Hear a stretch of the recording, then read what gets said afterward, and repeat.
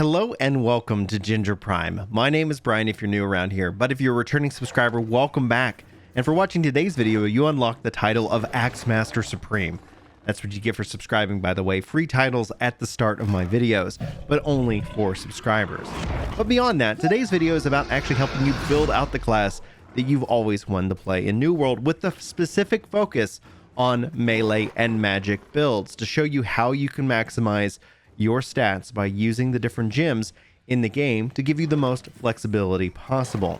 So today we're going to focus in on a great axe, great hammer, the sword, the hatchet, the spear, anything that really is going to require strength, and essentially the life staff, the ice gauntlet, and the fire staff. Now, as the game evolves, we already know more magic weapons are coming, so be sure to hit that subscribe button so you don't miss any of my New World content, or you can always check the top link of this video for my New World playlist to be able to jump to the content right away. Really, the choice is up to yours. Hopefully you enjoy what I put out here on YouTube.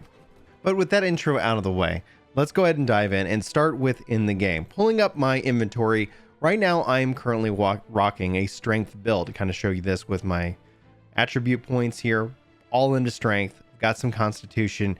You can see here if I actually hover over the different attribute bars, it's going to tell me where things are coming from. 89 points used for my leveling, 151 from my equipment, and 60 from various item buffs. And you can see that color coded on the screen itself. So this is going to give you that kind of mindset. But jumping back into my inventory, I've got a lot of gear that's here focusing in on, you've got several gems that are available to you. If we take a look at Ember here, Ember, the damage is going to scale based off of the base weapon stat or off of focus, FOC in this case. You can also see in this case, if I attach it to a weapon, it's going to have a 50% of my damage is going to be converted into nature damage. And that is going to be an important aspect to your build overall. Now, if I attach the gem to basically armor, it's only going to give me 3.8% nature damage absorption. So there's a big change in basically however you kind of decide to use and drop your gems in. It's important to note, if you really want to use the life staff, Ember is going to be your only choice because it's the only one that currently converts your damage, your base damage, to scale off of the focus stat. Now, if your strength stat or whatever weapon you're using base stat is actually higher than your focus, it's still going to take the higher of the two values. Now, if you want to go off of int, you want to look at aquamarine, your amethyst here, your topaz, your ruby, and your sapphire. All of these are going to scale off of int. So think of the fire staff and the ice gauntlet, perhaps even some other future magical weapons in the future. But you can also see that the damage for the different gems here also uses different elements. In this case, ruby being fire, sapphire being, looks like arcane. And then you have your topaz being lightning, and so on and so forth, with ice being from the aquamarine. So you have a couple of different scaling options with this, damage being for void for amethyst, for example. All right, so let's jump into our attributes and talk about how these weapons scale. You can always tell what weapons are going to benefit from what attribute by the different icons and symbols that you can see here, where strength is going to benefit the sword, the axe, the hammer, the hatchet, and the spear.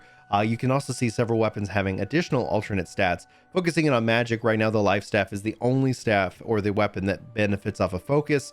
You can see fire staff and ice gauntlet benefiting off of intelligence. So your melee magic build is going to be pulling from one of these different weapons. You can also look at your rapier and your musket. These are secondary stats, which actually act as a 0.6.5 multiplier to your main stat, which in this case, because if you have a weapon that's shared between two, just note it's 0.9 for the first weapon, and that for the first attribute, and 0.65 for the second attribute. That's how the points are scaled, where in the case of Great Axe and Great Hammer, it's 1-to-1. It's a 1x multiplier for those points. So now that we kind of have an idea of here the focus, and here's for the gauntlet and the fire staff for intelligence, your primary stat still is going to be based off of strength for these melee weapons specifically. Now, you're going to want to slot in that gem, but beyond just me telling you to do so, I'm going to go and show you some of the numbers of what I've done with my runs. So first, let's take a look at the first 4 runs that I have. On the left-hand side, you're going to see a focus build without a gem,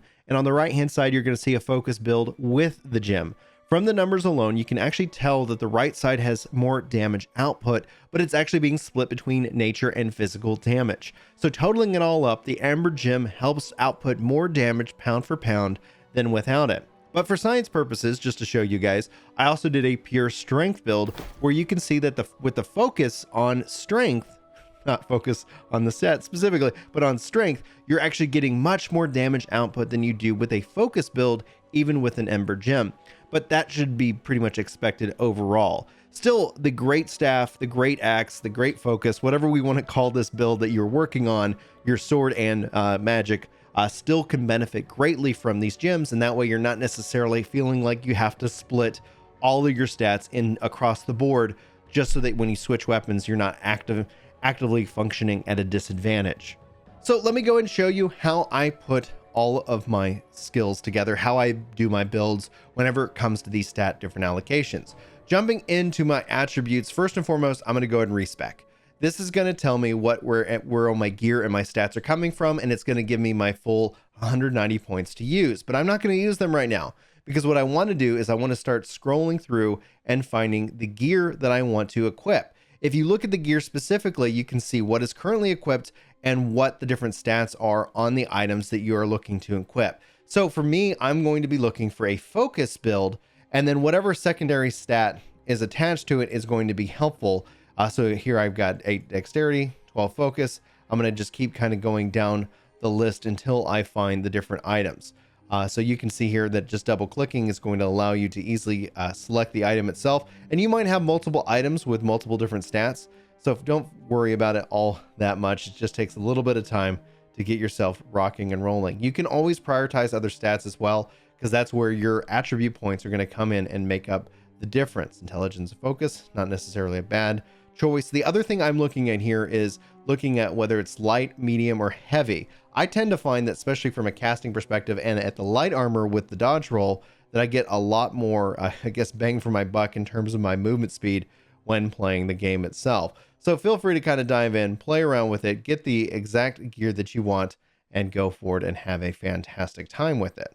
With my gear set complete, I'm going to jump over here into my attributes. You can see here already focus is crushing it. I can go ahead and just decide to fill that all the way up to the top if I so choose. You can go past 300 if you want, especially with this, but from a tiering list, you're only going to get the maximum benefit from these tiers at 300 points. I still have 114 points that I want to put in, and you can see here by using the different abilities what is being attributed here. So 620 is not increasing at all by just putting things into focus. I could choose to use like any of these other stats, but I want to go and, for me personally, put it into Constitution. You can see my health overall raising with each point in Constitution that I put in, going from 6,199 to 9,022. I'm going to go ahead and commit all of these points, 300 in focus, 127 in Constitution. And now we come to the final step, our Amber Gem. It can be just easily as dragging and dropping, clicking yes, and now